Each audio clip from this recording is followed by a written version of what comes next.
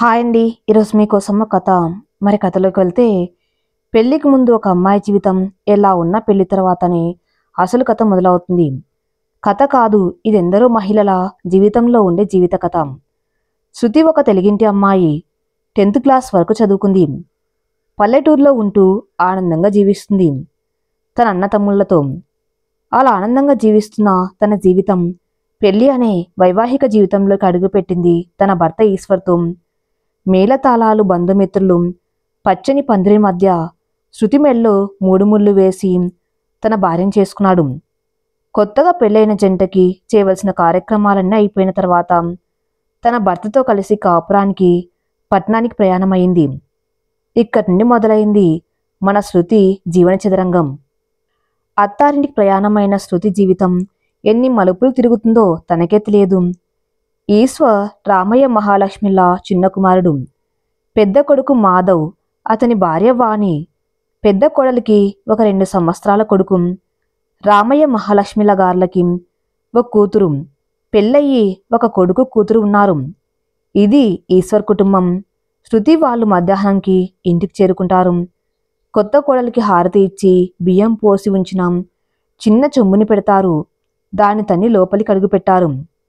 ఇంటికి వచ్చిన కోడల్ని దేవుడి దగ్గర దీపం పెట్టి ప్రసాదం నైవేద్యంగా పెట్టమన్నారు. శృతి సరే స్నానం చేసి హల్వా చేసి దేవుడి దగ్గర నైవేద్యం పెట్టి దీపం వెలిగించి దండం పెట్టుకుంది. తర్వాత తను వచ్చాక అందరూ భోజనాలకు కూర్చుంటారు. ఆలస్యమైందని హోటల్ నుండి తెచ్చారు ఆ రోజు. అందరు తినేశాక శృతి వాళ్ళ అత్తగారు శృతి కూర గిన్నె లోపల పెట్టిన తర్వాత ఆ ప్లేట్స్ అన్నీ డస్ట్బిన్లో వేసి, ఇక నీళ్లు చల్లి తుడిచేయమ్మా అని వాళ్ళ కూతురితో లోపలికి వెళ్ళిపోయింది. సరే అత్తయ్య అంటుంది. తోడి కూడా సోఫాలో కూర్చుని బాబుకి అన్నం పెడుతూ ఉంటుంది.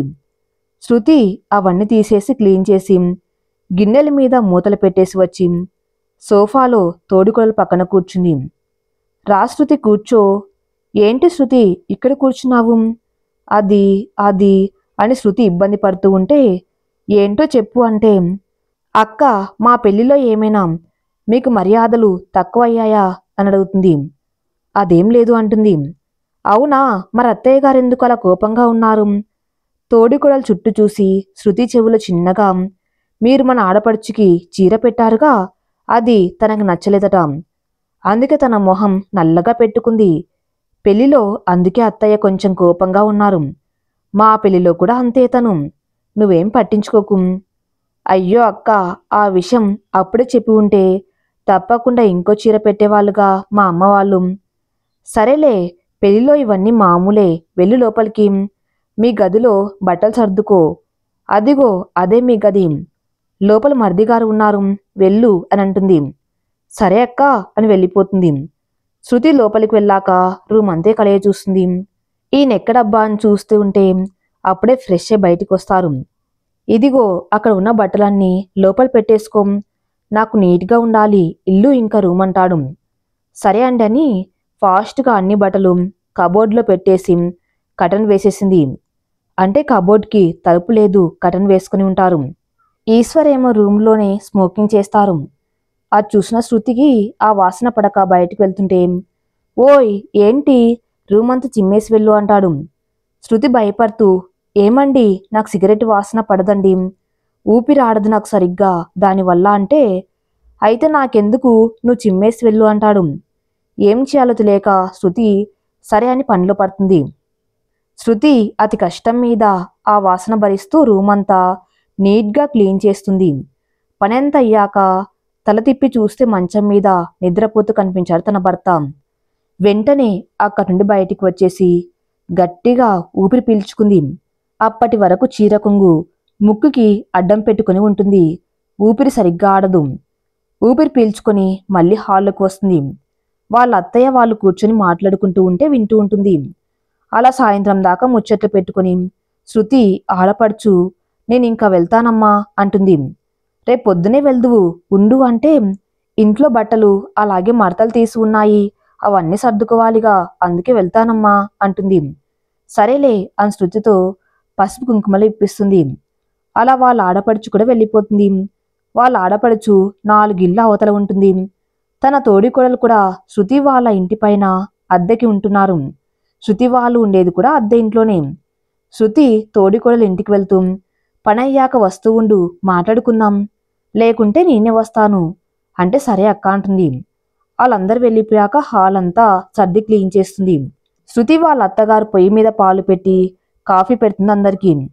ఇంతలో ఈశ్వర్ కిందికి వచ్చి కాఫీ అని అరుస్తాడు. తెస్తున్నాన్రా అని కాఫీ తెచ్చి ఇచ్చి శృతిని పిలిచి తనకి కాఫీ ఇస్తుంది. అది తాగేసి మా నేను షాప్కి వెళ్తున్నా అని వెళ్ళిపోతాడు. ఈశ్వర్ బియ్యం వ్యాపారం చేస్తున్నాడు. శృతి వాళ్ళ అత్తయ్య నేను పక్కింటికి వెళ్ళి వస్తాను, అవి అక్కడ వేసేయమ్మా అని వెళ్తుంది. శృతి కూడా తాగేసి అవన్నీ తీసి సింక్లో వేసి తోముతుంది. ఆ రాత్రికి అందరు తిని పడుకుంటారు. పాపం శృతికి ఏం తెలుసు తర్వాత రోజు నుండి తన కష్టాలే అని. ఆ రోజు రాత్రి కూడా ఈశ్వర్ వ్యసనం వల్ల ఇబ్బంది పడుతుంది. తనకి దానివల్ల నిద్ర పట్టక బెడ్ మీద అటు ఇటు తిరిగి కాసేపటి నిద్రపోతుంది. తర్వాత రోజు పొద్దున్నే 5 గంటలకి శృతి అత్తగారు వచ్చి తలుపు కొట్టి వాకిలి చిమ్మి ముగ్గు వేసి ఇల్లు క్లీన్ చేసి టిఫిన్ తయారు చేయమని చెప్పి నిద్రపోవటానికి వెళ్ళిపోతుంది. మళ్ళీ శృతి పల్లెటూరులో ఉన్నా కూడా అంత పొద్దున్నే లేచే అలవాటు లేదు. 6కి లేచే అలవాటు. అప్పటికే వాళ్ళమ్మ వాకిలి చిమ్మి ఉంటుంది. అందుకే ఇల్లు మాత్రమే చిమ్ముతుంది శృతి కాసేపు కూర్చొని. శృతి బయటికి వచ్చి మొత్తం ఇంటి ముందు సందులో, ఇంట్లో సందు ఉంటుందిగా ఆ సందు చిమ్మి కల్లాపి ముగ్గు వేసి లోపలికి వెళ్ళి తను స్నానం చేసి ఇల్లు శుభ్రం చేసి దీపం పెట్టి పూరి చేద్దాం అని పిండి కలిపేసరికి 7:30 అయింది. అప్పుడు శృతి వాళ్ళ అత్తగారు వచ్చి ఏం టిఫిన్ అంటుంది. పూరి ఆలుకూర అత్తయ్య అని అంటుంది. సరే త్వరగా చెయ్యి అని ఈశ్వర్ రావటం చూసి శృతి గమనించకుండా అక్కడ చాటుగా ఉన్న చీపిరి కట్ట తీసుకుని బయటికి వస్తుంది. అప్పుడే ఈశ్వర్ని చూసినట్టు అరే లేచావా, కాఫీ తీసుకుని వస్తా అని లోపలికి వెళ్తుంటే అయ్యో అమ్మా నీకెందుకు శ్రమ, అది ఉందిగా అది చేస్తాదిగా ఇంట్లో పనంతా, నువ్వెందుకు చేస్తున్నావంటే అయ్యో పాపం రామ్ తన కొత్త కదా, పైగా అమ్మాయి 8కి లేచింది అని చిన్నగా అంటుంది. ఆ మాట వినగానే శృతి అని గట్టిగా అరిచి తను వచ్చాక లెంపకాయ వేస్తాడు. గట్టిగా శృతి సోఫాలో పడుతుంది ఆ దెబ్బకి. చూడు ఇంటి పని మొత్తం నువ్వే చేయాలి అని అంటాడు. శృతికి తను ఎందుకు కొట్టాడో ఏం అర్థం కాక ఏమైంది నేను తొందరగా లేచాను అని చెప్పబోతుంటే శృతి వాళ్ళ అత్తయ్య ఏం తెలియనట్టు ఒరే ఏంట్రా అలా కొట్టావు అని అరిచి రామ్మ శృతి అని శృతిని తీసుకొని పోతుంది కిచెన్లోకి. ఏమనుకోకమ్మా, వాడికి ఇంట్లో పని త్వరగా అవ్వాలి, వాడి చొక్కా ఇస్త్రీ చేయాలి కూడా, అందుకే నేను 4కి లేచేదాన్ని, నువ్వు 5కి లేచేటప్పటికి కోపం వచ్చినట్టు ఉంది అంటే అయ్యో నాకు తెలియదు అత్తయ్య, రేపటి నుండి త్వరగా లేస్తాను అంటుంది. శృతి వాళ్ళ అత్తయ్య నాకు కావాల్సింది అదే అని మనసులో ఆనందపడుతుంది. అంతకు ముందునే ఇంట్లో పని మనిషిని మానిపించేసింది శృతి వస్తుందని. తర్వాత అందరు టిఫిన్ చేస్తారు. ఈశ్వర్ షాపుకి వెళ్తూ శృతిని కోపంగా చూసి వెళ్తాడు. ఆ సీన్ చూసిన శృతి అత్తయ్య మామయ్య నవ్వుకుంటారు మనసులో. శృతి మామయ్య కూడా బయటికి వెళ్ళిపోతారు స్నేహితుల దగ్గరికి. శృతికి తన భర్త తన్నెందుకు కోపంగా చూసేది అర్థం కాదు. తెలియక లేటుగా లేచాను అని ఇంత కోపంగా ఉన్నట్టున్నారు. రేపటి నుంచి 4 గంటలకి లేచి పనిచేద్దాము, ఈయనకి కోపం చాలా ఎక్కువగా ఉన్నట్టు ఉంది, పనిలో ఏ తప్పులు లేకుండా జాగ్రత్తగా చేయాలి ఇక నేను అని అనుకుంటూ ఉంటే వాళ్ళత్తయ్య శృతి అని పిలుస్తుంది. శృతి చెప్పండి అత్తయ్య అంటుంది. ఏం లేదమ్మా, ఇంట్లో పనంతా అయిపోయినట్టు ఉంది, ఇక బట్టలు ఉతకటం వంట చేయటమే కదమ్మా అంటే అవునత్తయ్య మా ఇంట్లో త్వరగా పని చేసుకుంటాం మేము అంటుంది. సరే అమ్మా ఎలాగూ బట్టలు ఉతికి వంట నువ్వే చేసి పెట్టేసేయమ్మా, మా గదిలో కూడా బట్టలు వేసి ఉన్నాయి అవన్నీ కూడా ఉతికేసేయి అని వంట అయ్యాక ఇంకోసారి ఇల్లంతా చిమ్ము, మాకింట్లో మట్టి ఉండటం నచ్చదు అని నేను పక్క ఇంటికి వెళ్ళి వస్తానని ఇంట్లో పని అంతా శృతి మీద పెట్టేసి వెళ్ళిపోతుంది. శృతి వంటగదిలోకి వెళ్ళి అక్కడ మళ్ళీ సింక్లో పడిన అంట్లు చూసి అవన్నీ తోమేసింది. అత్తగారి గదిలోకి వెళ్ళి అక్కడ గుట్టుగా ఉన్న బట్టలు చూసి ఇన్ని బట్టలు ఉతకాల దేవుడా, ఇదేం పనిరా బాబు అని అనుకొని అవన్నీ తీసుకుని పెరటి సందులోకి వెళ్తుంది.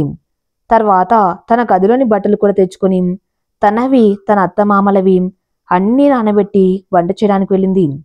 బియ్యం కడిగి పక్కన పెట్టుకుని భర్తకిష్టమైనవి అని తోటకూర పప్పు, చిక్కుడుకాయ తాలింపు చేసి అన్నం మళ్ళీ వచ్చి వండుదామని బట్టలు ఉతకడానికి వెళ్ళింది. 3 బకెట్ల నిండా ఉన్న బట్టలను చూసి ఇన్ని బట్టలు ఉన్నాయేంటో అని అవన్నీ ఉతికి ఆరేసేటప్పటికి 2 గంటలు పట్టింది. ఇంట్లోకి వెళ్ళి టైం చూస్తే 12:30. గబా గబా వంటగదిలోకి వెళ్ళి అన్నం కుక్కర్లో పెట్టింది. బట్టలు తడిచిపోవటంతో అవి మార్చుకుని వచ్చింది వెళ్ళి. అన్ని బట్టలు ఉతకటంతో చేతులు బాగా నొప్పిగా ఉంటాయి. తనకి పాపం ఒత్తుకుంటూ కూర్చుని ఉంటుంది. ఇంతలో కుక్కర్లో అన్నం విజిల్స్ 4 వచ్చాయి. అది ఆపేసింది. వాళ్ళత్తగారు వెళ్తూ వెళ్తూ ఇల్లు చిమ్మిపెట్టు అని చెప్పడం గుర్తొచ్చి చిమ్ముతుంది. ఇంతలో ఈశ్వర్ వాళ్ళ నాన్న ఇద్దరు వచ్చారు. ఈశ్వర్ చుట్టూ చూసి అమ్మ ఏది అంటాడు. పక్కన ఇంటికి వెళ్ళింది అంటుంది. ఓహో సరే నాకు అన్నం పెట్టు అని తినేసి వెళ్ళిపోతాడు. ఈశ్వర్ అన్నం తినేంతసేపు శృతి తన భర్త ఏమైనా మెచ్చుకుంటాడేమో అని ఎదురు చూస్తూ ఉంది. కానీ ఈశ్వర్ తినేసి వెళ్తూ ఉంటే శృతి ఆగలేక ఏమండి కూర ఎలా ఉంది అంటుంది. ఈశ్వర్ మామూలుగానే బాగానే ఉన్నాయి అని అనేసి వెళ్ళిపోతాడు. శృతికి తన భర్త ప్రవర్తన అర్థం కాదు. అసలు నాకు కొత్తగా పెళ్ళయిందా లేక చాలా ఏళ్ళయిందా అని అనుకుంటుంది.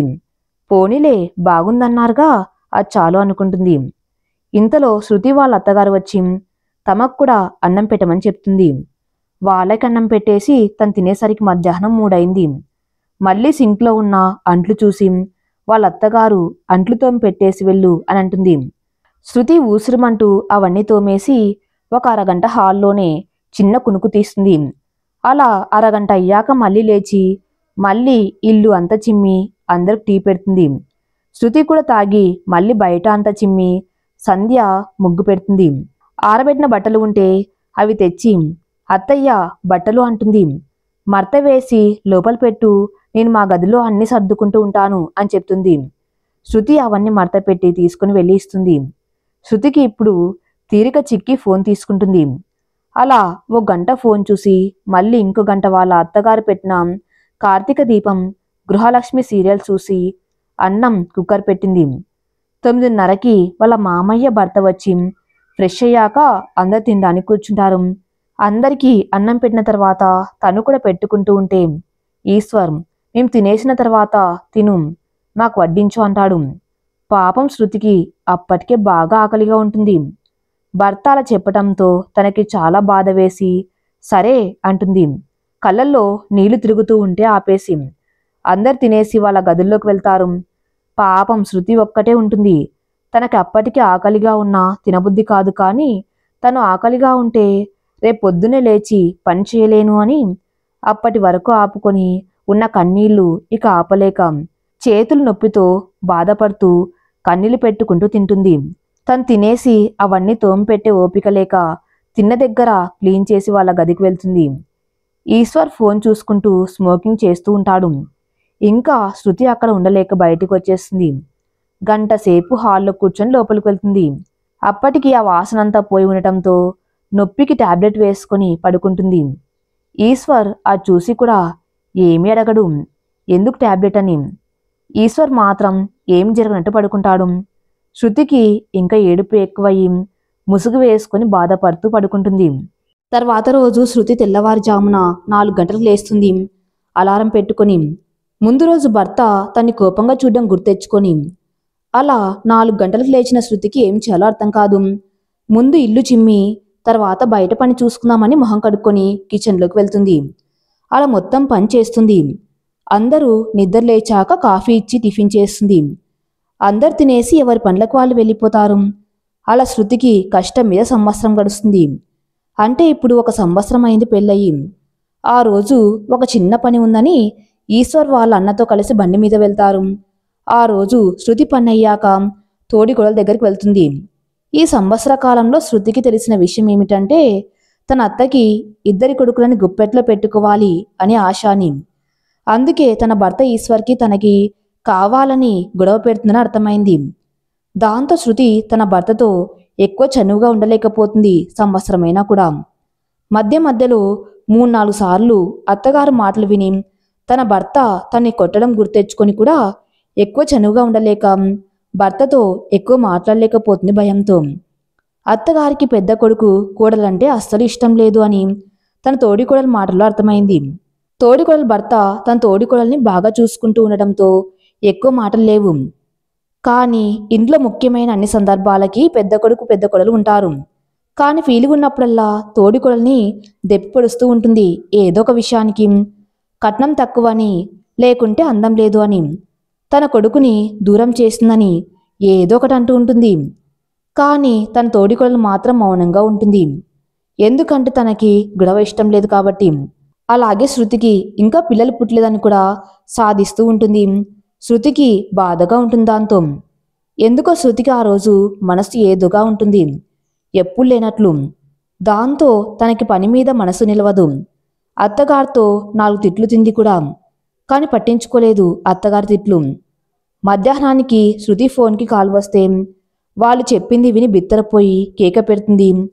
అప్పుడే పక్క ఇంటికి వెళ్ళడానికి వెళ్ళబోతూ ఉండే అత్తగారు ఆ కేక విని దీనికి ఏం పుట్టిందో చీ అని, ఏంటి అరుపు అని కేక వేస్తుంది. శృతి వణికిపోతూ అత్తయ్య ఫోన్ ఫోన్ అని చెప్పలేకపోతుంటే శృతి అత్తగారు ఫోన్ తీసుకొని మాట్లాడుతుంది. అవతల వాళ్ళు చెప్పింది విని ఆమె కూడా నిర్ఘాంతపోతుంది. ఆ ఫోన్ సారాంశం ఏమిటంటే, పొద్దున్నే బండి మీద బయలుదేరిన శృతి భర్తకి బావగారికి యాక్సిడెంట్ అయిందని చెప్పారు. అది విన్న శృతి అత్తగారు వెంటనే భర్తకి ఫోన్ చేసి పైన ఉన్న పెద్ద కోడలికి విషయం చెప్పి వీళ్ళు కూడా హాస్పిటల్కి బయలుదేరుతారు. శృతి తోడికోడలికి మాటలు రాదు, ఏడుస్తూ ఉంటారు. శృతి అత్తగారు శృతిని తిడుతూ ఉంటుంది. చీ చీ ముదనష్టపు మాలోకం, వచ్చి సంవత్సరమైన వారసునివ్వలేకపోగా ఇలా నా కొడుకుని హాస్పిటల్ పాలు చేసింది. పైగా ఏడుపొకటి, ఆపు ఇంకా అని తిడుతూ ఉంటుంది. శృతికి ఆమె తిట్లు వినిపించవు ఆ బాధలో. అలా వీళ్ళు హాస్పిటల్కి వెళ్ళేసరికి శృతి మామగారు కూడా వచ్చి ఉంటారు. శృతి అత్తగారిద్దరూ డాక్టర్ దగ్గరకు వెళ్తే ఇద్దరి పరిస్థితి సీరియస్గా ఉంది అంటారు. దాంతో శృతి కుప్పగూలిపోయింది. శృతికి వానికి కాలు చెయ్యి ఆడదు. శృతి ఒక చోట కూర్చొని తన పెళ్ళైనప్పటి నుండి జరిగిన సంఘటనలన్నీ గుర్తెచ్చుకుంటుంది. తన భర్త తనని తిట్టినా కొట్టినా పడిందే తప్ప తన భర్తకి ఇలా జరగాలని ఏ రోజు అనుకోలేదు. ఇంకా వాణ్ణి కూడా ఇంకో చోట కూర్చొని బాధపడుతూ ఉంటుంది. తనని తన భర్త ఎంత బాగా చూసుకుంటాడో గుర్తొచ్చి ఇంకా ఏడుపు ఎక్కువ అవుతుంది తనకి. మొదట్లో తన అత్త మాటలు విని తనని తిట్టినా కూడా తర్వాత తను అర్థం చేసుకుని విడిగా కాపురం పెట్టాలి అనుకున్నప్పుడు తన అత్త మామలు తన్ని ఎన్నో తిట్టారు. మా కొడుకుని మాకు దూరం చేసి నీ కొంగున కట్టుకున్నావే దారిద్ర మొహందానా, నాశనమైపోతావే నువ్వు అని తన భర్తని కూడా నానా మాటలన్నారు. పెళ్ళాంని నెత్తినెక్కించుకున్నావేంట్రా, మాకంటే అదే ఎక్కువైంది అని అన్నారు. అయినా సరే తన భర్త తన సంతోషం కోసం గడప దాటడానికి సిద్ధపడ్డాడు. పెద్ద గొడవ జరిగాక ఒక నిర్ణయానికి వచ్చారందరూ. తమ ఇంటిపైన ఉన్న వాళ్ళని ఖాళీ చేయించి పైన ఉండడానికి ఒప్పుకున్నారు. తన భర్త తను సంతోషంగా ఉంచడం కోసం చిన్న యుద్ధమే చేశారు వాళ్లతో. అలాగే తను కడుపుతో ఉన్నప్పుడు వైరల్ ఫీవర్ వస్తే ఒక చంటి పాపలాగా చూసుకున్నారు తనని. ఆ సమయంలో ఉన్న చోటే కొన్నిసార్లు వాంతులు చేయటం, ఇంకా నీరసంతో ఉన్న తన్ని పక్కన ఉండి చూసుకున్నారు పండ్లు మానుకొని. తన తల్లి కూడా అలా చూసుకోదేమో అనిపించింది తనకి. అలా తన భర్త జ్ఞాపకాలు గుర్తెచ్చుకుంటూ అక్కడే బాబుని ఒళ్ళో పెట్టుకుని తనకి తెలియకుండానే నిద్రలోకి జారుకుంటుంది. సాయంత్రంకి శృతి తల్లిదండ్రులు వాణి తల్లిదండ్రులు వస్తారు. శృతి వాణి వాళ్ళని పట్టుకొని బోర్న ఏడుస్తారు. అలా తర్వాత రోజు డాక్టర్ మాధవిని ఈశ్వర్ని పరీక్షించి కాసేపట్లో సృహలోకి వస్తారు అని చెప్పారు. శృతి హమ్మయ్య అని ఊపిరి పీల్చుకుంటుంది. కానీ మాధవ్ గారు మాత్రం అని తలదించుకుంటారు డాక్టరు. వానికి భయం పెరిగిపోతుంది. ఏమైంది డాక్టర్, ఆయనకి ఎలా ఉంది అంటుంది. ఆయన బాగానే ఉన్నారు కదా అని అడుగుతుంది. దాని డాక్టర్ లేదమ్మా, ఆయన కోమాల్లోకి వెళ్ళారు, ఎప్పుడు స్పృహలోకి వస్తారో తెలియదు అని అంటాడు. దాంతో వాణి అక్కడే కళ్ళు తిరిగి పడిపోతుంది. డాక్టర్ చెప్పిన విషయం విన్నా ఎవరికి నోట మాట రాదు. వాణి పడిపోవటం చూసి వాణి తల్లిదండ్రులు కంగారు పడతారు. మొహం మీద నీళ్లు కొట్టినా లేవలేదు. దాంతో అక్కడే ఉన్న లేడీ డాక్టర్ వాణిని టెస్ట్ చేస్తుంది లోపలికి తీసుకువెళ్ళి. వార్డ్ బాయ్ వచ్చి స్ట్రెచ్చర్ మీద తీసుకుని వెళ్ళాడు. వాణ్ణి టెస్ట్ చేసి బయటకు తీసుకువచ్చి మీ అమ్మాయి కడుపుతో ఉంది, మూడో నెల అని చెప్తారు. వాని తల్లిదండ్రులు ఆ వార్త విని సంతోషపడిన వెంటనే బాధపడి కన్నీళ్లు పెట్టుకుంటారు. ఏ పాపం చెయ్యని తమ కూతురికి ఈ కష్టమేమిటని. వాని కడుపుతో ఉంది అని అందరూ కొంచెం బాధ కొంచెం సంతోషంతో ఉంటారు. ఇంతలో ఈశ్వర్ వాళ్ళ అక్క వస్తుంది. విషయం పూర్తిగా తెలుసుకొని ఏడుస్తూ ఉంటుంది. అలా అందరూ కూర్చొని ఉంటారు బాధగా. శృతి అత్త వెంటనే తిట్లు ఎత్తుకుంది. చీచీ, ఏంటి ఈ దరిద్రం కొంపలో? ఆ పెద్దదేమో నా కొడుకుని కొంగున కట్టేసుకుంది. ఈ చిన్నదేమో వచ్చి సంవత్సరం కాకుండానే ఇద్దరిని మంచం ఎక్కించింది. ఏం తలరాతో ఇద్దరిది. వీళ్ళని వదిలించుకోవటం కోసమే పెళ్లి చేశారు నా కొడుకులకిచ్చి నంగనాచి కబుర్లు చెప్పి. అలా తిట్ల ప్రవాహం సాగుతూ ఉంటే నర్సు వచ్చి అలా అరవకండి అని చెప్పి వెళ్ళిపోతుంది. ఇంతలో వానికి మెలకు వచ్చి చుట్టూ చూసుకొని ఏమండి అని అరుస్తూ బయటకు పరిగెత్తుకుంటూ వస్తుంది. వాణి ఏడుపు విని అందరు తన దగ్గరకు వెళ్తారు. వాణి అమ్మ వాణ్ణి ఆపి, ఏంటి తల్లి ఈ పరుగు, పరిగెత్తకూడదు నువ్వు అంటుంది. వాణి అవన్నీ వినకుండా అమ్మ ఆయన ఆయన అని ఏడుస్తూ ఉంటుంది. శృతి వాణ్ణి అలా చూడలేక, వదిన నువ్వు అలా ఏడిస్తే నీ కడుపులో బిడ్డ ఏమవ్వాలి అని అంటుంది గట్టిగా. వాణి ఆ మాటలతో షాక్ అయ్యి, ఏమంటున్నావు శృతి అంటుంది. అవును వదిన, నీకు 3 నెలలాట. వాణి తన పొట్ట మీద చెయ్యి వేసుకుని అలాగే గోడకు చెరబడి కూర్చుంటుంది. ఇంతలో ఈశ్వర్కి స్పృహ వచ్చిందని నర్సు వచ్చి చెప్పి డాక్టర్ని పిలవటానికి వెళ్తుంది. అందరూ ఈశ్వర్ రూమ్కి వెళ్తారు. డాక్టర్ వచ్చి చెక్ చేసి లీక్ కొంచెం బెనికింది, ఒక పైగా యాక్సిడెంట్ కాబట్టి తను పూర్తిగా కోలుకోవటానికి 2 నెలలు పడుతుంది అని చెప్పారు. అందరూ ఊపిరి పీల్చుకుంటారు ఆ మాటలకి. ఇంతలో ఈశ్వర్ అన్నయ్యకి ఎలా ఉంది అంటాడు. అక్కడ వాళ్ళకి ఏం చెప్పాలో అర్థం కాక సైలెంట్గా ఉంటారు.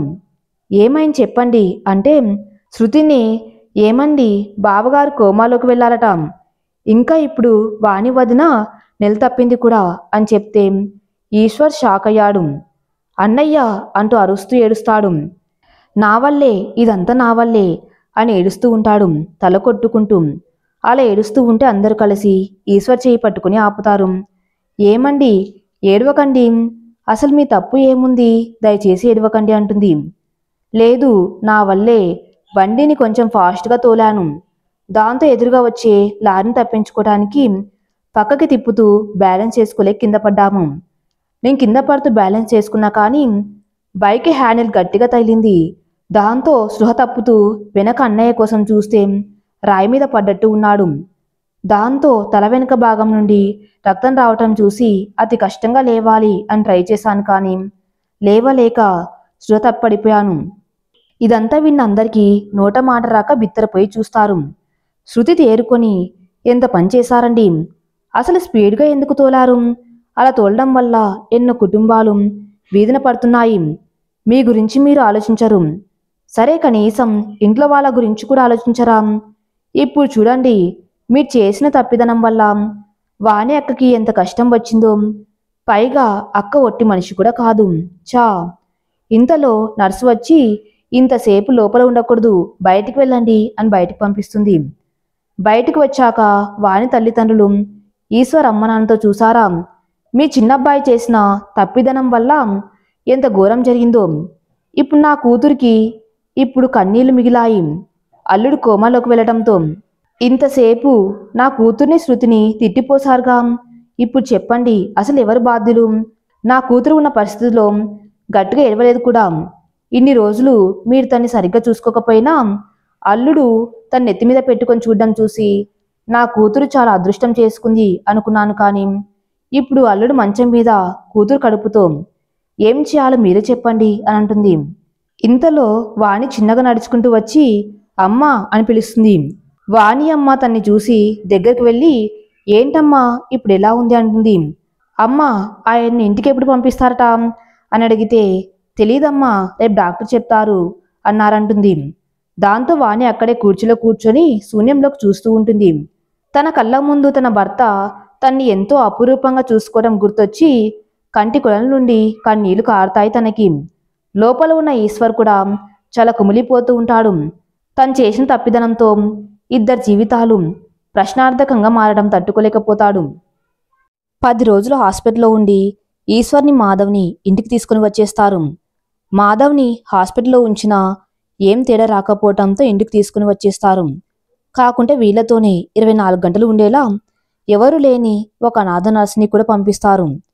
ఎందుకంటే కేవలం ఇంట్లో వాళ్లే కాదు, ఆరోగ్యంలో మార్పు గమనించి చూసుకోవాలి. అటు ఇటు అయితే ప్రాణానికి ప్రమాదం. డిశ్చార్జ్కి ముందు రోజు రాత్రి మాధవ్ గారిని కిందే ఇంట్లో ఉంచి అక్కడే ఉండేలా రూమ్ ఇచ్చి ఉంచుతాము అంటే వాణి గారు అడ్డుపడతారు. లేదు, నేను నా భర్త పైన ఉండే ఇంట్లోనే ఉంటాము అంటుంది. దానికి ఒప్పుకోరు మాధవ్ తల్లిదండ్రులు. నువ్వే కడుపుతో ఉన్నావు, నీకే వేరే వాళ్ళు చేయాలి, ఇప్పుడు మాధవ్ని నువ్వెలా చూసుకోగలుగుతావు అంటారు. వాణి కడుపు మీద చెయ్యి వేసుకొని ఎంత కష్టమైనా సరే నేను నా కొడుకుని, నా కడుపులోని బిడ్డని, నా భర్తని చూసుకుంటాను అంటుంది. ఈశ్వర్ వాణితో అలా చూసుకోవడం కష్టం వదిన, మాతోనే ఉండు అంటాడు.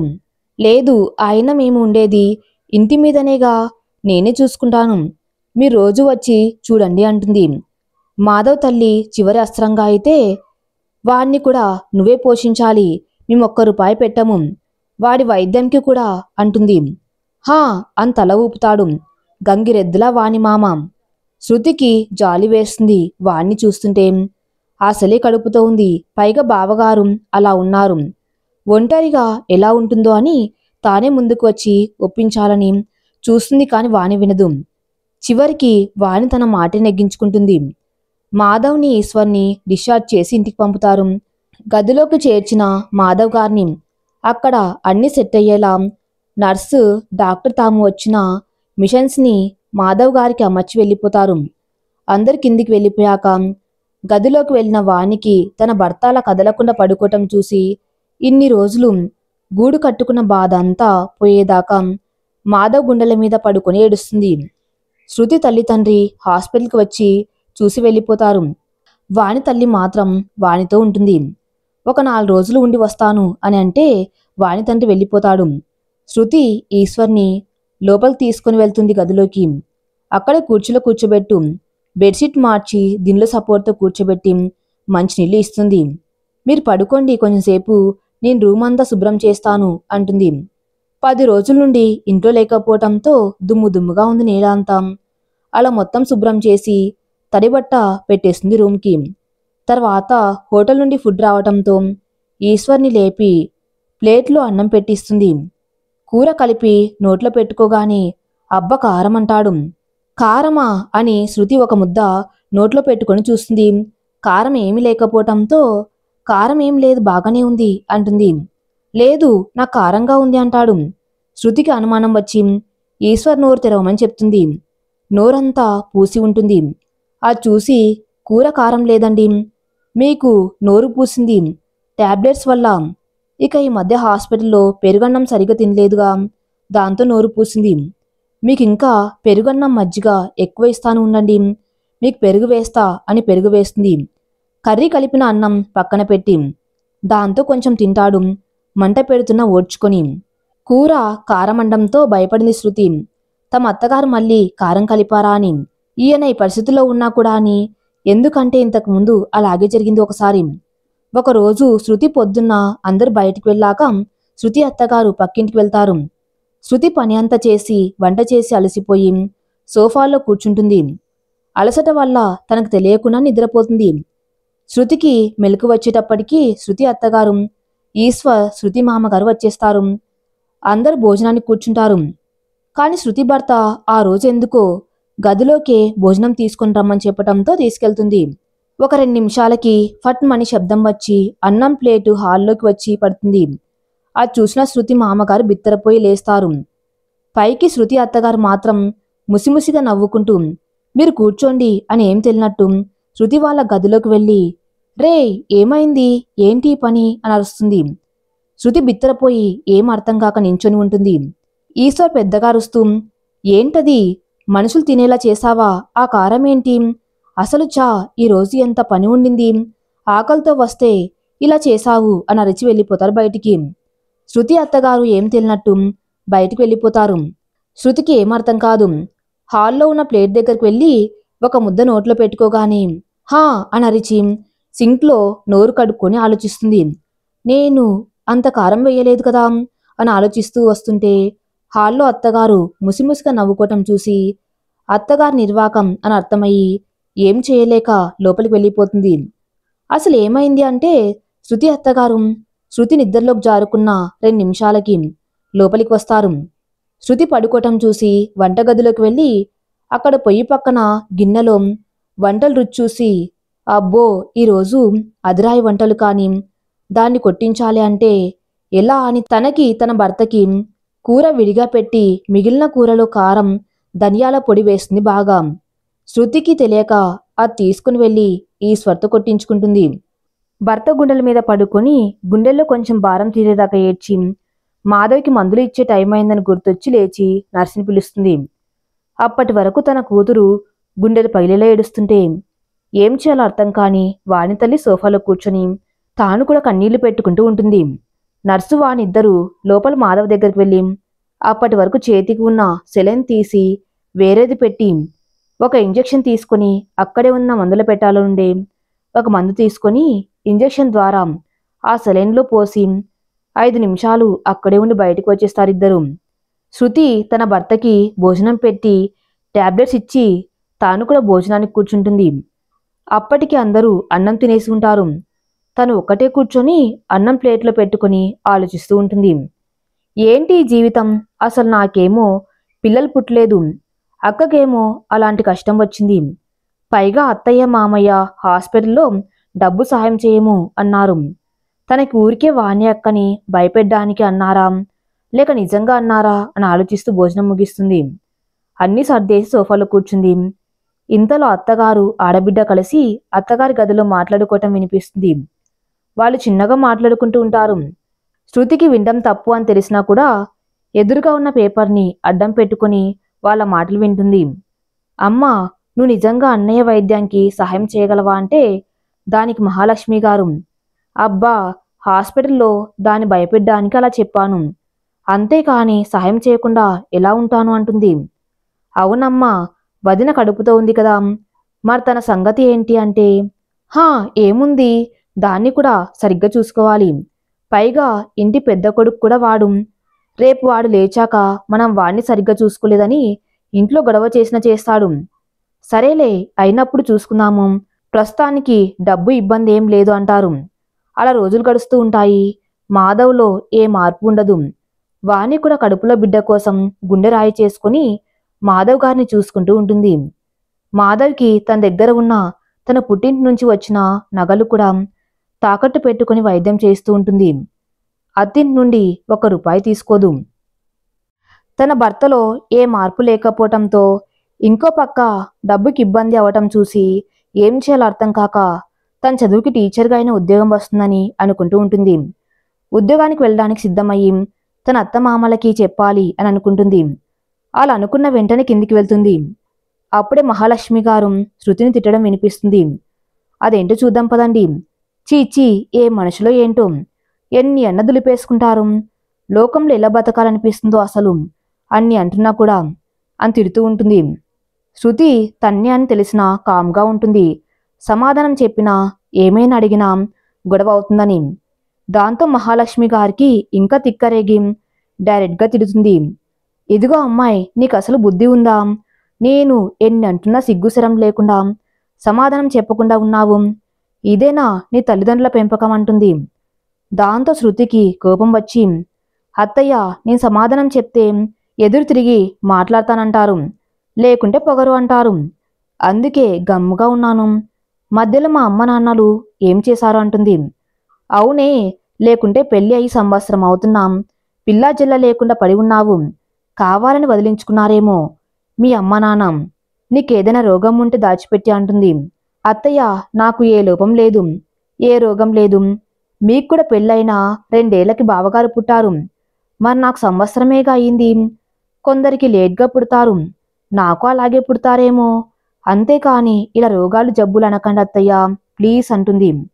ఏమోనమ్మా, ఎవరికి తెలుసు, నాకు ఒకసారి వచ్చిపోయింది, అందుకే మా అత్త మామ నన్ను ఏమనలేదు, నీకింకా కాలేదసలు, అందుకే అంటున్నాం, నీకసలు పుడతారో లేదో ఎవరికి తెలుసు, ఏమో అంటుంది. ఆ మాట వినలేక గట్టిగా చెవులు మోసుకుంటుంది. శృతి ఏడుస్తూ.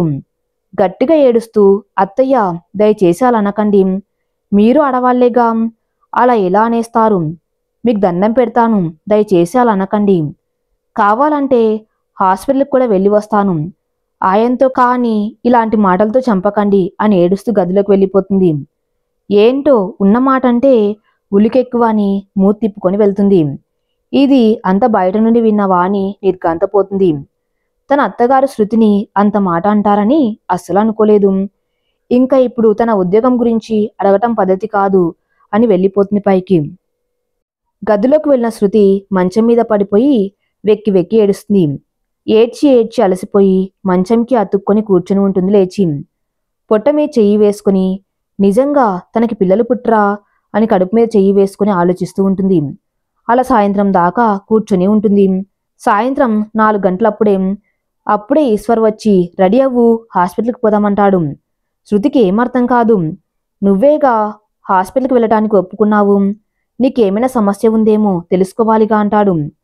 శృతి షాక్ అవుతుంది. ఒక్క నిమిషం అలాగే ఈశ్వర్ని చూస్తుంది. అంత షాక్ అవ్వకు, అమ్మ ఫోన్ చేసింది మధ్యాహ్నం అప్పుడే. డాక్టర్కి కాల్ చేసి అపాయింట్మెంట్ తీసుకున్నానంటాడు. ఇక ఏం మాట్లాడలేక రెడీ అవ్వడానికి వెళ్తుంది. వెళ్ళే తనని ఆపి గట్టిగా ఒకటి కొడతాడు చెంప మీద. ఆ ఫోర్స్కి శృతి మంచం మీద పడుతుంది. అలాగే షర్టు స్లీవ్స్ మడతపెట్టి వేలు చూపిస్తూ, ఇంకోసారి కానీ మా అమ్మతో ఎదిరించి మాట్లాడావనుకో ఒళ్ళు చీరేస్తాను, ఏమనుకున్నావు? ఎన్నిసార్లు చెప్పాలి మా అమ్మ మాటకి ఎదురు చెప్పకుండా ఉండు అని. దానికి శృతి, అయ్యో లేదండి, నేనసలు ఎదురు సమాధానం చెప్పలేదు. అత్తయ్య నాకు ఏదో రోగం ఉందని, అందుకే పిల్లలు లేరు అని, నాకేదో రోగం ఉండడంతో మా అమ్మ వాళ్ళు నన్ను వదిలించుకోవడానికి పెళ్లి చేశారని వాళ్ళని అండం తట్టుకోలేకపోయాను. పైగా అత్తయ్య నన్ను గొడ్రాలండంతో తట్టుకోలేకపోయాను. ఒక ఆడపిల్లని, అందులో పెళ్ళయి ఎన్నో ఏళ్ళు అవ్వలేదు, వాళ్ళ అండంతో తట్టుకోలేక అలా అనకండి అన్నాను. అంతే అని ఏడుస్తుంది. మా అమ్మ ఏమన్నా నోరు మూసుకొని పడి ఉండు అని ఎన్నిసార్లు చెప్పాలి? పో అవతలికి పోయి రెడీ అవ్వు, హాస్పిటల్కి టైం అవుతుంది అని అరుస్తాడు. దాంతో ఇద్దరు రెడీ అయ్యి హాస్పిటల్కి వెళ్తారు. అక్కడ డాక్టర్ శృతికి అన్ని టెస్టులు చేసి, మిస్సెస్ శృతిలో అయితే ఇలాంటి ప్రాబ్లం లేదు, తను చాలా అంటే చాలా ఆరోగ్యంగా ఉంది, సీజ్ పర్ఫెక్ట్లీ ఆల్ రైట్ అంటుంది. మరి తనకెందుకు పిల్లలు పుట్టలేదు అంటారు ఈశ్వర్. మీకు పెళ్ళయి 1 సంవత్సరం అయింది అంతే, కొందరికి లేట్గా పుడతారు, సో భయపడవలసిన పని లేదు. అది కాదు డాక్టర్, మా ఇంట్లో మా అమ్మకి చాలా ఆరాటంగా ఉంది, ప్లీజ్ ఏదో ఒకటి చేయండి అంటాడు. దానికి డాక్టర్ సరే టాబ్లెట్స్ ఇస్తాను వాడండి, 3 నెలల తర్వాత రండి, వీటి వల్ల ప్రెగ్నెన్సీ రావచ్చు అని అంటుంది. సరే అని వచ్చేస్తారు. ఇంటికి వచ్చాక మహాలక్ష్మి గారు ఈశ్వర్తో, ఏరా వచ్చేసారా? ఏమన్నా డాక్టర్, దీనికి పిల్లలు పుట్టరన్నారా? నీ ముందే చెప్పాను కదరా, దీనికి ఏదో రోగం ఉందని అంటుంది. లేదమ్మా, తనకేం లేదు అంటాం, తను బాగుందంటాం, ఏ లోపం ఏ సమస్య లేదు అంటాం, టాబ్లెట్స్ ఇచ్చారు, ఆ వాడితే ప్రెగ్నెన్సీ వస్తుందట, ఆ వాడమని ఇచ్చి 3 నెలల తర్వాత రమ్మన్నారు, ఏ సమస్య లేదు అని మందులు ఎందుకు ఇచ్చారు పెద్ద అని మూతి తిప్పుకొని రూమ్లోకి వెళ్ళిపోతుంది. ఈశ్వర్ కూడా లోపలికి వెళ్ళిపోతాడు. శృతి పొట్ట మీద చెయ్యి వేసుకొని, కన్నా 3 నెలల్లో అయినా నువ్వు వస్తావా కన్నా, మా అమ్మ కోసమని కన్నీళ్లు కారుస్తుంది. ఇంతలో ఈశ్వర్ ఎప్పుడు ఆ ఏడుపుగట్టు మొహం వేసుకోకుంటే అన్నం పెట్టొచ్చుగా నాకు అంటాడు. వెంటనే కిచెన్లోకి వెళ్ళి చూస్తే అన్నం కూర ఒకరికి మాత్రమే ఉంటాయి. సంవత్సరం నుండి తనకి అది మామూలే.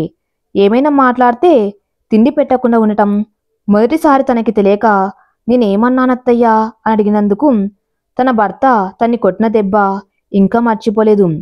తనందుకే గమ్ముగా అతని కంచంలో అన్నం కూర తీసుకెళ్ళిస్తుంది. అతను తినేసిన తర్వాత ఆ అంట్లు తోమి కిచెన్ క్లీన్ చేసి పెరుగు ఉంటే మజ్జిగ చేసుకొని తాగేసి రూమ్లోకి వెళ్తుంది. అప్పటికి ఈశ్వర్ పడుకొని గుర్రు కొడుతూ ఉంటాడు. శృతి తినిందా లేదా అని కూడా అడగకుండా తను కూడా పండుకొని సాయంత్రం తను కొట్టిన దెబ్బ తలుచుకొని తన అత్త మాటలు గుర్తొచ్చి సౌండ్ రాకుండా దుప్పటి మోసుకొని వెక్కి వెక్కి ఏడుస్తూ నిద్రపోతుంది తెలియకుండానే. పిల్లలు పుట్టడం ఆలస్యమైతే ఇంటికి వెళ్ళి కూర్చొని పాపం శృతి అయిన వాళ్ళకి పెళ్ళై 1 సంవత్సరం అయింది, దానికి తనని గొడ్రాలు అనాలా? పాపం చీ, ఏ మనిషి అసలు కన్న కొడుకు కోమాలో ఉన్నా కూడా హాస్పిటల్ నుండి వచ్చిన ఒక రోజు కూడా రాలేదు. ఇంకా ఎందుకు తన పెద్దరికం? కష్టంలో ఉన్నప్పుడు ఆసరగా ఉండవలసిన వాళ్ళు యాక్సిడెంట్ అయిన రోజు కూడా ఆలోచించకుండా ఎన్నో మాటలన్నారు. కానీ నేను ఏం పెద్ద బాధపడలేదు. సరేలే అనుకున్నా, నా జాతకమే అంతా అని. కానీ ఈ రోజు కూడా కొడుకు ఎలా ఉన్నాడని రోజు ఒకసారి కూడా రాదు. 3 రోజులకు ఒకసారి వచ్చి తిన్నారా అని చూసేసి 5 నిమిషాలు ఉండి వెళ్ళిపోతుంది. కేవలం నన్ను ప్రేమించి నెత్తిన పెట్టుకున్నాడు, అది తప్ప తన మాటలు విని నన్ను కొడుతూ తిడుతూ ఉండలేదు అని కోపం. ఎందుకు అసలు? తను కూడా ఒక ఇంటి కొడలే కదా. నిజమేగా, తనకు కూడా పెళ్ళైనా 2 ఏళ్లకి పిల్లలు పుట్టారు. మధ్యలో వచ్చిపోయింది. కానీ కాకమ్మ కథలు చెప్తుంది. రేపైనా ఉద్యోగం గురించి మాట్లాడాలి, కానీ ఉద్యోగంకి వెళ్తే ఎవరు చూస్తారా ఆయన్ని అని ఆలోచిస్తూ ఉంటుంది. ఏం చేయాలో ఆలోచిస్తూ ఉంటుంది. అలాగే రోజంతా. తర్వాత రోజు ఎప్పట్లా తెల్లారింది. శృతికి ఎప్పట్లా 4 తిట్లు 6 పండ్లతో రోజు గడవటానికి. మగవాళ్ళు పండ్లకు వెళ్ళకముందే వాణి కిందికి వచ్చింది. వాణి రావటం చూసిన శృతి రా అక్క అని పిలిచి కూర్చున్నాక ఆరోగ్యం బాగుందా అక్క అని కడుపు మీద చెయ్యి వేస్తుంది. ఇంతలో శృతి అత్తగారు వచ్చి హే ఆగు, తాకకు తన కడుపుని అని గట్టిగా అరుస్తుంది. దెబ్బకి ఇద్దరూ ఉలికి పడతారు. నీలాంటి పిల్లలు పుట్టలేని వాళ్ళు అలా తాగితే పుట్టే బిడ్డ క్షేమంగా ఉంటుందా అసలు? ఆ మాత్రం తెలియదా? అవునులే, పిల్ల పీచులేని దానివిగా అసలే అంటుంది. శృతికి కళ్ళల్లో నీళ్లు తిరుగుతాయి. వాళ్ళమ్మ అరుపుకి బయటకు వచ్చిన ఈశ్వర్ ఏం పట్టినట్టు అక్కడే ప్లేట్లో టిఫిన్ పెట్టుకొని తింటూ ఉంటాడు. అలా ఈశ్వర్ పట్టినట్టు ఉండటం, పైగా అలా తోడికోడల ముందు అలా అండంతో ఏం చేయలేక వంట గదిలోకి వెళ్ళిపోతుంది. పాపం అత్తయ్య, తను ఏం చేస్తుంది? సంవత్సరమేగా అయింది పెళ్ళయి, అప్పుడే ఎందుకు అలా అంటారు? హా చెప్పు, వచ్చావు పెద్ద, ఇలా చేసిన నా కొడుకుని వేరే కాపురం పెట్టేలా చేశావు, పైగా యాక్సిడెంట్ కూడా. ఇంకా వాణి కూడా కామ్గా అయిపోతుంది. అవును, ఇంత పొద్దునే వచ్చావు ఏంటి అంటుంది. అది అత్తయ్య, అందరికీ ఒక మాట చెప్దామని వచ్చాను. ఏంటది? అది అందరి ముందు చెప్పాలి అంటే సరే ఉండు, మీ మామయ్యని పిలుస్తా అని. ఏమండి, వాణి ఏదో చెప్పాలట, త్వరగా రండి అంటుంది. ఏంటి వాణి అంటూ వచ్చి సోఫాలో కూర్చుంటూ ఆగుతారు. అది మామయ్య, ఆయనకి అలా ఉండడంతో ఇంట్లో డబ్బుకి ఇబ్బందిగా ఉంది, పైగా ఆయన ట్రీట్మెంట్ కూడా డబ్బు కావాలి అని చెప్తుంటే. అంటే మీకు డబ్బు కావాలా ఇప్పుడు? మా దగ్గర ఏమైనా నీ మొగుడు దాచిపెట్టాడా ఏంటి? మా దగ్గర అస్సలు లేవు అంటుంది వాణి అత్త. అయ్యో అత్తయ్య, నేను వచ్చింది ఇస్తారని కాదు, నేను కూడా ఏదైనా ఉద్యోగం చూసుకుంటా అంటుంది. ఆ మాట వినగానే మహాలక్ష్మి గారు లేచి నించొని ఏంటి, ఉద్యోగం కోసం ఊరి మీద పడతావా? మళ్ళీ ఆ ముక్క మా ఎదురుగా వచ్చి మరీ చెప్తావా అని అరుస్తుంది. రామయ్య గారు సైలెంట్గా ఉన్న ఆయన అభిప్రాయం కూడా అదే. అప్పటిదాకా లోపల బాధపడుతూ ఉన్న శృతి కూడా బయటికి వస్తుంది. ఏమైంది అని భయంతో. వానికి అత్తగారు అలా అంటారని తెలుసు, అందుకే పెద్దగా భయపడలేదు. తను కూడా పైకి లేచి అది కాదత్తయ్యా, మీకు కూడా పెద్ద డబ్బు లేదు, సొంత ఇల్లు ఊర్లో పొలం తప్ప ఏం లేవు, మీకు ఉన్నా నేను అడగను. ఇప్పుడు నాతో పాటు నా భర్తని, బిడ్డతో పాటు కడుపులో బిడ్డని కూడా జాగ్రత్తగా చూసుకోవాలంటే డబ్బు కావాలి. మా అవసరాల కోసం ప్లీజ్ అత్తయ్య అర్థం చేసుకోండి నా పరిస్థితి. లేదు, ఆడపిల్ల, అందులో ఇంటి కోడలు ఉద్యోగం చేయటం మా ఇంట వంట లేదు, ఒప్పుకొని నేను. అది కాదత్తయ్యా, నా కోసం కూడా కాదు ఉద్యోగం చేసేది, మీ వారసుల కోసం, మీ కడుపున పుట్టిన బిడ్డ ఆరోగ్యం బాగవ్వటం కోసం, వైద్యం కోసమైనా ఒప్పుకోండి అత్తయ్యా ప్లీజ్ అని కన్నీళ్లతో అడుగుతుంది. నీ పాటు నువ్వు ఉద్యోగానికి వెళ్తావు సరే, మరి వాడిని ఎవరు చూసుకుంటారు? మీ అమ్మనా లేక నీ బాబు వస్తాడా చూసుకోటానికి? వాళ్ళెందుకు వస్తారత్తయ్యా? అంటే మరి ఏం చేస్తావు? వాడిని వదిలేసి వెళ్తావా?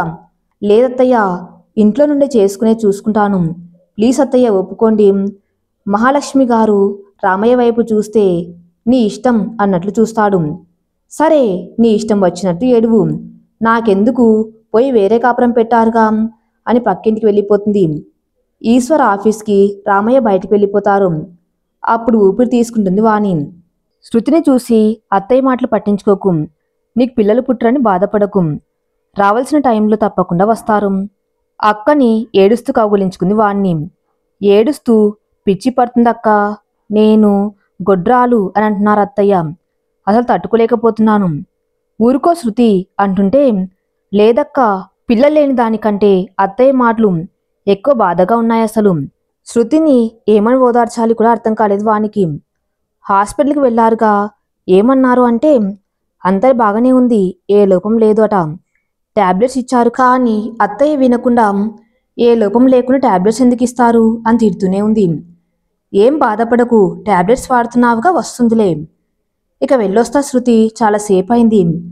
ఉద్యోగాలు ఏమైనా ఉన్నాయేమో చూడాలిగా ఫోన్లో, వెళ్ళొస్తాం.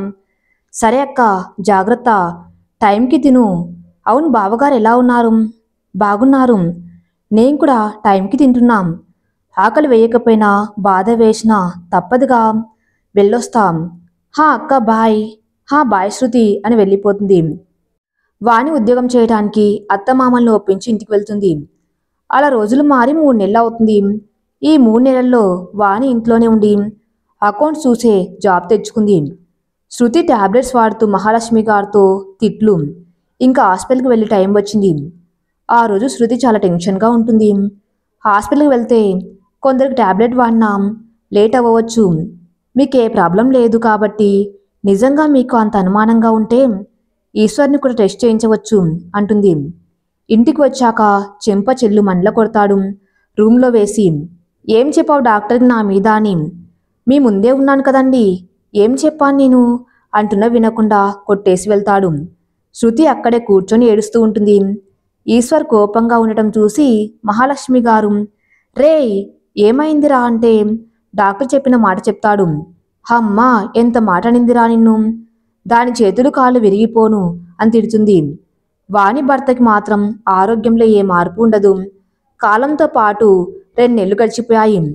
ఆ 2 నెలలు శృతికి పీరియడ్స్ మిస్ అవుతాయి. ఈశ్వర్కి చెప్పి టెస్ట్ చేసుకునే కిట్ తెప్పించుకుని చూసుకునే చనువు లేదు. అందుకు తలనొప్పి మాత్ర తెచ్చుకుంటా అని ముందు రోజు బయటకు వెళ్ళి కిట్ తెచ్చుకుంది.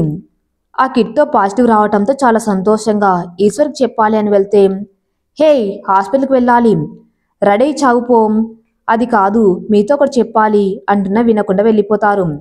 హాస్పిటల్కి వెళ్తున్నాంగా, పైగా కిట్ కోసం అబద్ధం చెప్పానంటే అదొక తంట అనుకొని గబగబా రెడీ హాస్పిటల్కి వెళ్తారు. అలా డాక్టర్ శృతిని టెస్ట్ చేసి, కంగ్రాట్స్ మిస్టర్ ఈశ్వర్ అని చెప్తారు. ఈశ్వర్ ఏమైంది డాక్టర్ అంటే, మీరు తల్లిదండ్రి కాబోతున్నారు, you both are going to be a parents, మీ వైఫ్ ఈజ్ ప్రెగ్నెంట్ అంటుంది. డాక్టర్ నిజమా మీరు చెప్పింది? Thank you so much. తను జాగ్రత్తగా చూసుకోండి, వీక్గా ఉన్నారు, బరువులు ఎత్తకుండా పనులు చేసుకోవాలి.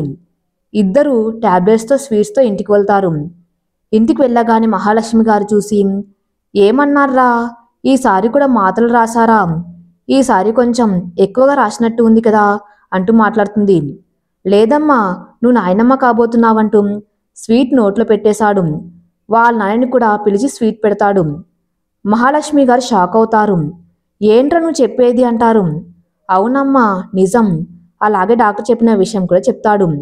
అది విని వాళ్ళు అలాగే చెప్తారులే, మా రోజుల్లోనే ఇంటి పని అంతా చేసుకుని శుభ్రంగా పిల్లల్ని కూడా కన్నాము, ఈ కాలం పిల్లలు మరీ ఎక్కువ చేస్తారు అని వెళ్ళిపోతుంది. స్వీట్స్ తీసుకొని వాడి దగ్గరకు కూడా వెళ్ళి విషయం చెప్తుంది. నీ కష్టాలు సగం తీరినట్టే శృతి అని ఆనందంగా హత్తుకొని చెప్తుంది. శృతి ఏడుపు వచ్చి ఏడ్చేస్తుంది.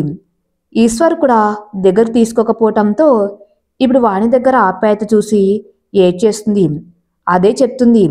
పిచ్చి పిల్ల, ఇలా రా అని కూర్చోబెట్టి మాట్లాడుతూ ఉంటుంది. అలా ఇద్దరు మాట్లాడుకుంటూ ఉంటారు. అప్పుడే వాణి భర్త మాధవ్ చేయి కలుగుతుంది. ఫస్ట్ ఇద్దరు కూడా మాటల్లో పడి చూడరు. మాట్లాడుతూ శృతి పక్కకి తిరిగితే అద్దంలో వాళ్ళ బావగారి చెయ్యి కదపటం చూసి అక్క అని గట్టిగా కేక వేస్తుంది. శృతి కడుపులో బేబీ వస్తూ వస్తూ మంచి వార్త తెచ్చింది కదా. ఈ కథ ఇంతటితో సమాప్తం. మరిన్ని మంచి స్టోరీస్ కోసం నా ఛానల్ని ఫాలో అవుతూ ఉండండి. Thank you for listening.